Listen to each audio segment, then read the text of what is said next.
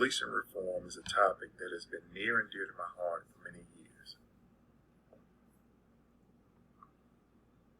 I've been in law enforcement for 26 years. It's a career that I love, and I've been around it for most of my life.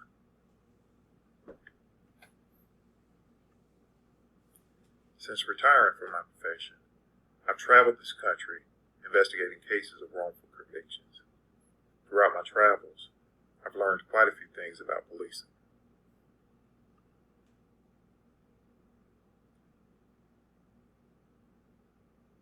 The number one thing that I've learned is there's always room for improvement. Policing has somewhat remained constant in its form since its creation. Society has evolved. The science has evolved. But the profession, it is not. This is the reason why I believe it's time for police reform. On Memorial Day, the police in Minneapolis killed George Floyd, a 46-year-old man. 3 officers stood by, and one other assisted Derek Chauvin as he pressed a knee into the neck of George Floyd for more than 8 minutes. Floyd said he could not breathe and then became unresponsive. His death has touched off one of the largest and most sustained rounds of protest in this country has seen since the 1960s, as well as demonstrations around the world. The killing has also prompted the renewed calls to address the brutality and racial disparities and impunity in American policing. The search for transformation has a long and halting story. In 1967, the Kerner Commission, appointed by President Lyndon Johnson, set out to investigate the causes of uprising and rioting that year.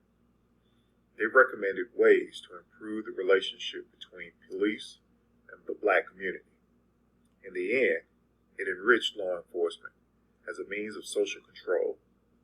Neighborhood police stations were installed inside public housing projects in the various spaces vacated by community action programs.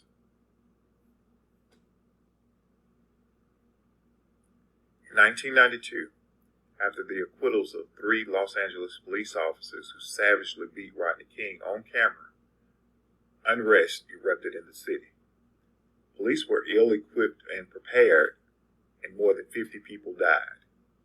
In 1994, Congress gave the Justice Department the authority to investigate a pattern or practice of policing that violated the civil rights protections of people.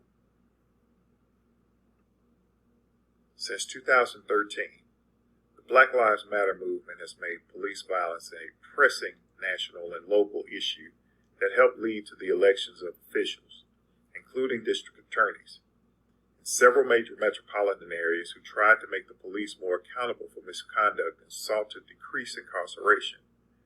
The killing of George Floyd in police custody shows how far the country has got to go. The resulting protests have pushed the Minneapolis City Council to take previously unthinkable steps of pledging to dismantle its police department.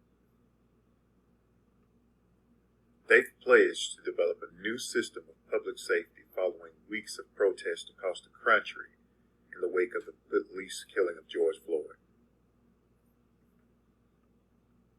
Officials in other cities, including New York and Los Angeles, have also said that they would cut police budgets, though neither has echoed the Minneapolis City Council member's statement that the police department is beyond reform. But LA did cut its police budget by over $2 million. Proponents of taking money away from cops say cities cannot simply reform their way out of the current policing crisis. And in the wake of the pandemic, some have highlighted a deadly disparity. Many cities spend millions more on law enforcement than they do on most of the services, including public health. During a conversation with a proponent for defund the police, I was told these exact words. When we say dismantle, yes, we mean divest and defund but also invest in the community programs and initiatives that are actually supporting the people's needs. I am a member of law enforcement that is not opposed to speaking with those who seek to defund the police. Some of their points are very valid. I believe that law enforcement's unwillingness to listen when people were talking is the reason why those same people are now screaming as buildings burn. We must have conversations.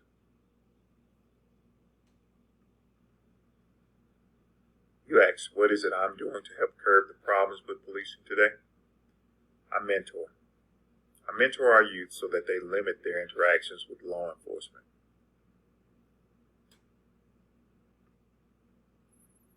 And I also teach. I teach our next generations of law enforcement officers. And I teach those veteran officers about subjects like implicit bias and how those biases can affect you in your daily work.